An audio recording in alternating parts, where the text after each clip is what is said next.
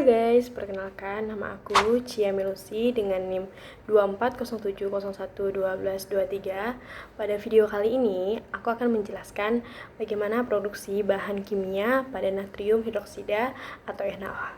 Selamat menyaksikan guys.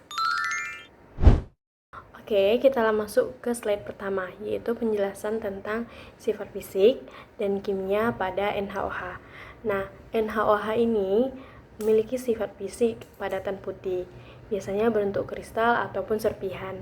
Nah, NaOH ini sangat higroskopis, artinya mudah menyerap air dari udara.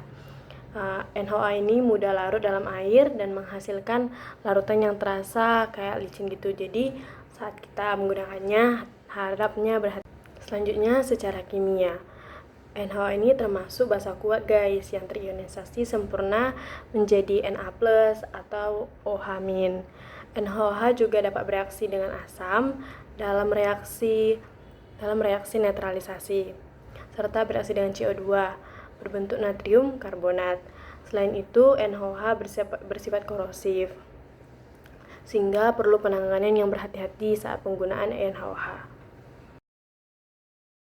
Oke, slide selanjutnya ini menjelaskan aplikasi NaOH.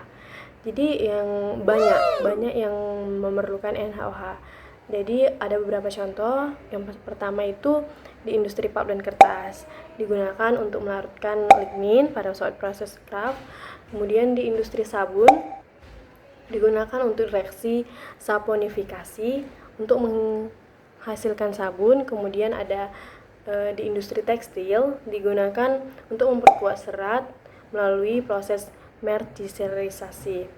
Nah, selain itu digunakan dalam pengolahan air, yaitu untuk pengaturan pH serta bahan baku dalam industri kimia maupun makanan. Pada slide selanjutnya ini yaitu tentang industri terintegrasi dan industri non terintegrasi.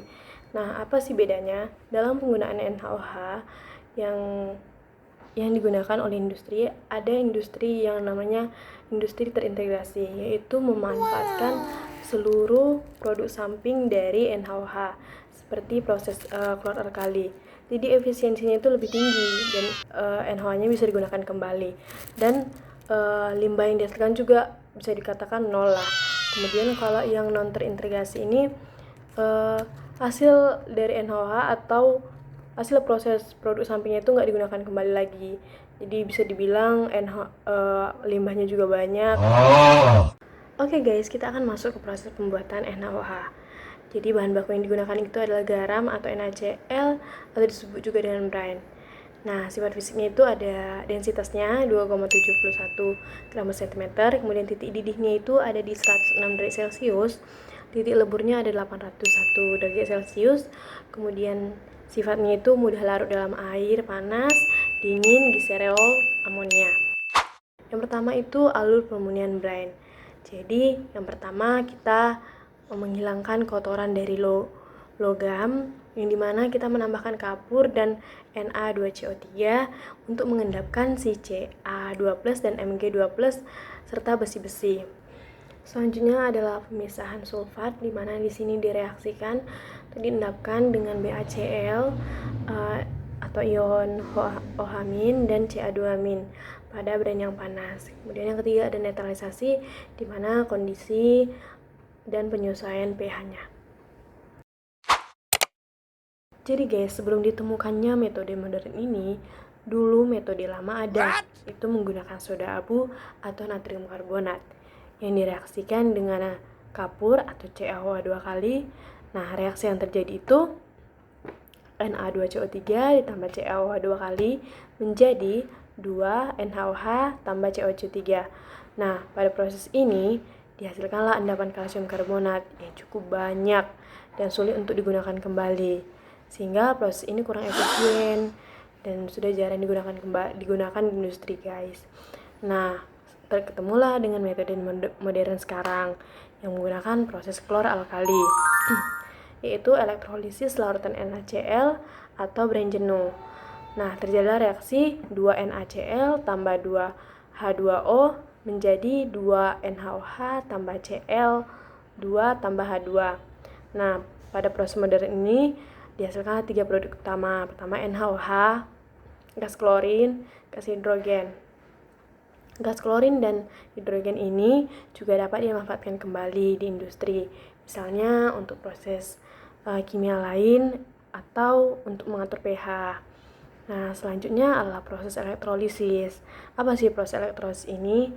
Yaitu proses penguraian senyawa elektrolit menjadi unsur-unsurnya dengan menggunakan arus listrik atau biasa disebut DC. Nah, proses ini mengubah energi listrik menjadi energi kimia dan termasuk reaksi redoks non-spontan. Nah, pada anoda terjadilah reaksi oksidasi, yaitu ion klorin melepaskan elektron.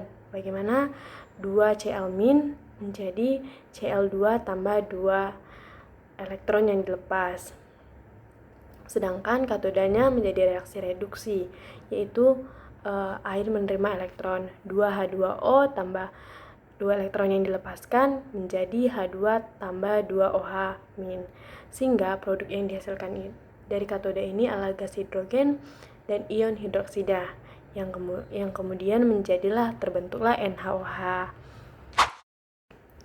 Jenis-jenis proses pembuatan NaOH terbagi menjadi 3. Yang pertama ada proses diafragma, yang kedua itu ada proses membran, yang ketiga adalah proses merkuri. Nah, kita akan fokus menjelaskan yaitu proses diafragma, di mana proses diafragma ini merupakan metode elektrolisis larutan NaCl atau brine dengan menggunakan pemisahan berupa diafragma, biasanya dari asbes atau bahan polimer modern. Nah, prinsip kerjanya itu bagaimana larutan NaCl atau brine dialirkan ke dalam sel elektrolisis yang terdiri dari 2 ruang, yang ada anoda dan ada katoda.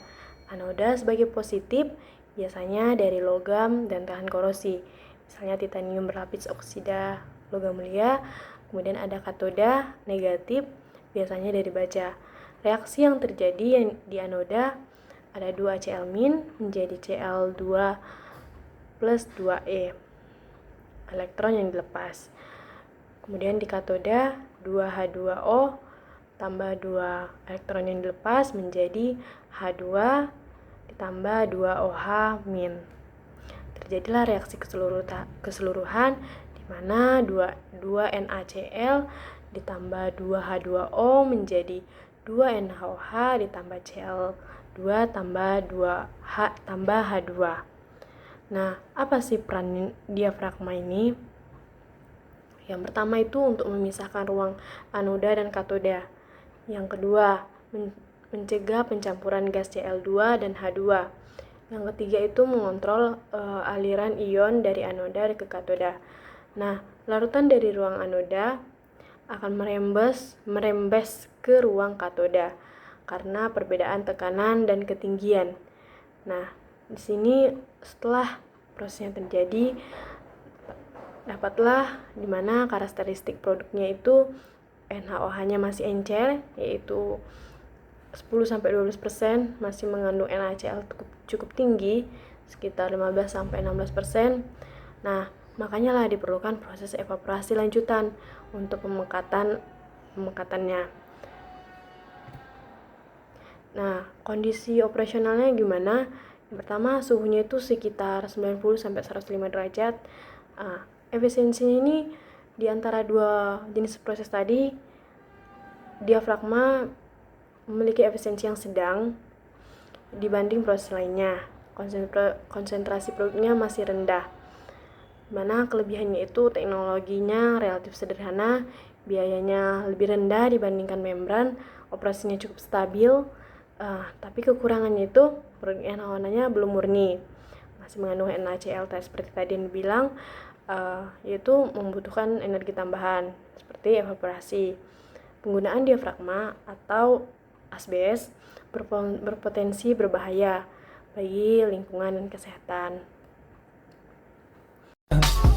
I just had to let you know you're